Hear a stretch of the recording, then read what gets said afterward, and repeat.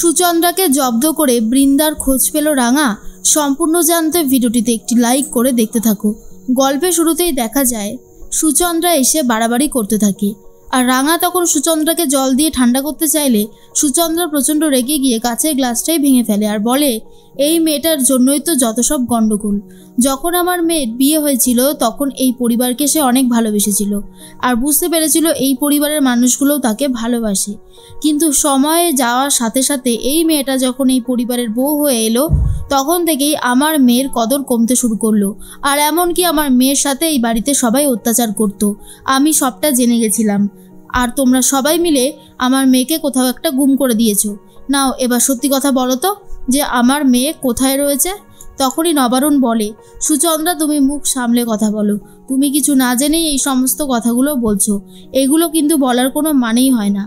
তোমার মেয়ে যা অন্যায় করেছে তারপরে তোমার মেয়েকে এই বাড়িতে রাখার কোনো ইচ্ছাই আমার ছিল না, কিন্তু এই রাঙামতির জন্যই তোমার মেয়েকে আমি এই বাড়িতে রাখতে বাধ্য হয়েছিলাম। কারণ রাঙা বুঝেছিল যে এই বাড়িতে বৃন্দাকে রেখে দিলে একদিক থেকে ভালোই হবে, আর এই যে ও চলে গেছে এখনই ঝামেলাটা আবারও পেকেছে। ওকে কিন্তু আমরা তাড়িয়ে দিইনি, ও কিন্তু নিজের থেকেই চলে গেছে। হ্যাঁ, সভ্য রাগের চোটে ওকে ঘর থেকে বার করে দিয়েছিল, কিন্তু বৃন্দা এরকমই একটা জঘন্যতম অপরাধ করেছে। দেখো আজকে আমার গলাটার কি অবস্থা করেছে তোমার মেয়ে। তখনই প্রমিতা বলে, সত্যি আমি ভাবতে পারছি না যে তুমি মা হয়ে নিজের মেয়েকে শাসন না করে কি করে ওকে উস্কে দিতে পারলে। তখনই সুচন্দ্রা বলে, তোমরা সবাই চুপ করো, তোমরা একটা ষড়যন্ত্র করছো, আমার মেয়ের নামে মিথ্যে কথা বলছো।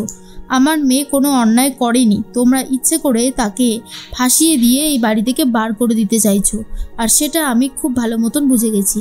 এর মধ্যেই সভ্য বলে, আপনার কোথাও একটা ভুল হচ্ছে, আমরা আপনার মেয়েকে কোনোভাবেই তাড়িয়ে দিইনি, কিন্তু আপনার মেয়ে আমার বাবাকে মারার চেষ্টা করেছিল, রাঙাকে মারার চেষ্টা করেছিল, বারবার ও অনেক অন্যায় করেছে, তা সত্ত্বেও আমরা কোনো স্টেপ নিইনি।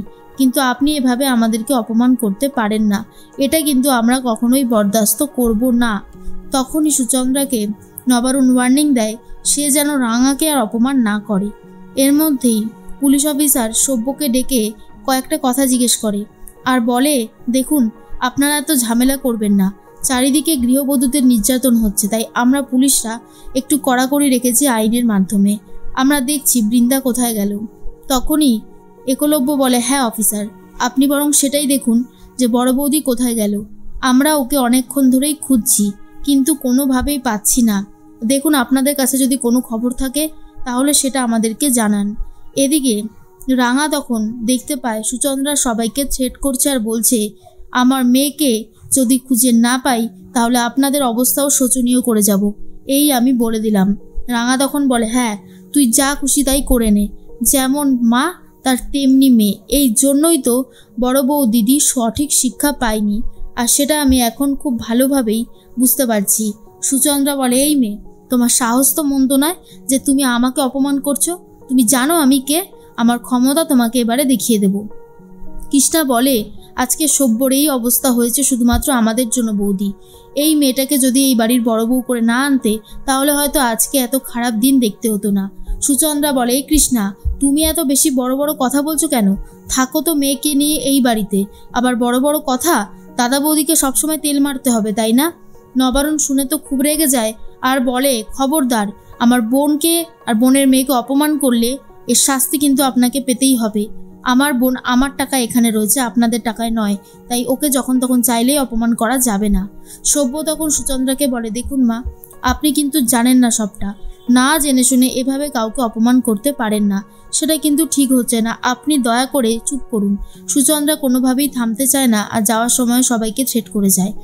রাঙা তখন ভাবে এইভাবে বড় বৌদির খোঁজ পাওয়া যাবে না, বড় বৌদির খোঁজ পেতে গেলে বড় বৌদিকে আগে খুঁজতে হবে, আর সেই জন্য সত্যজিৎ স্যারকে ফোন করেছে আর বলে, স্যার যেভাবেই তুই পারিস বড় বৌদিদির খোঁজটা আমাদেরকে এনে দে, আমরা শুনেছিলাম স্টেশনের প্ল্যাটফর্মে সেখানে নাকি ভিক্ষা করছে। সত্যজিৎ বলে, ঠিক আছে আমি ওখানকার সিসিটিভি ফুটেজ খতিয়ে দেখছি। রাঙা বলে, আমি জানি তোদেরকে একটু বিরক্ত করছি কিন্তু কি করব বল, বড় বৌদিদির খোঁজটা তো পাওয়াটা খুব জরুরি।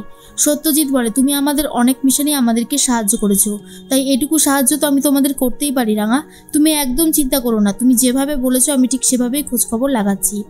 এর মাঝখানেই একলব্য চলে এসেছে ঘরে।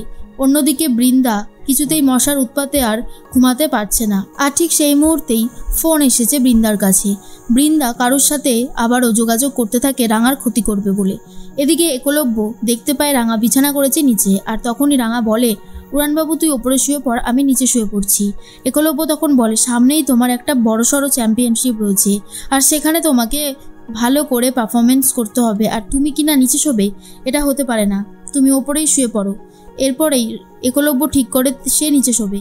রাঙা তখন বলে, না না, তোকে নিচে শোতে হবে না, তুই এত বড় প্লেন চালাস, মাঝ আকাশে যদি কোনো বিপদে পড়িস, না না এসব একদম করিস না। এর মধ্যেই রাঙা তো বাইরে চলে যায়। পাঞ্চালি এসে দেখে রাঙা বাইরে দাঁড়িয়ে আছে আর জিজ্ঞেস করে কি হয়েছে। রাঙা তখন বলে, তোর ভাই যে কি সমস্ত কথা বলছে আমি বুঝতে পারছি না। দেখ, আমি নিচে বিছানা করেছিলাম ঘুমাবো বলে, ও এসে আমাকে বললো যে আমরা দুজনেই নাকি ওপরে শোবো। আমার তো কেমন একটা লাগছে। পাঞ্চালি বলে, ভাই তো একদম ঠিক কথাই বলেছে। শোন, তুই তোদের মাঝখান থেকে কোলবালিশটা সরিয়ে দিয়ে কোলবালিশ ভেবে ভাইকে জড়িয়ে ধরবি, দেখবি আরও অন্য রকমের মজা হবে। আর এটা শোনার পর রাঙা তো খুব লজ্জা পেয়ে যায়, আর ঘরে গিয়ে দেখে একলব্য ঘুমিয়ে পড়েছে। আর রাঙা কি করবে সেটাই বুঝে উঠতে পারে না, কিন্তু সত্যজিৎ বাবুকে আবারও ফোন করে বৃন্দার খোঁজ খবর নেবে বলে ঠিক করে।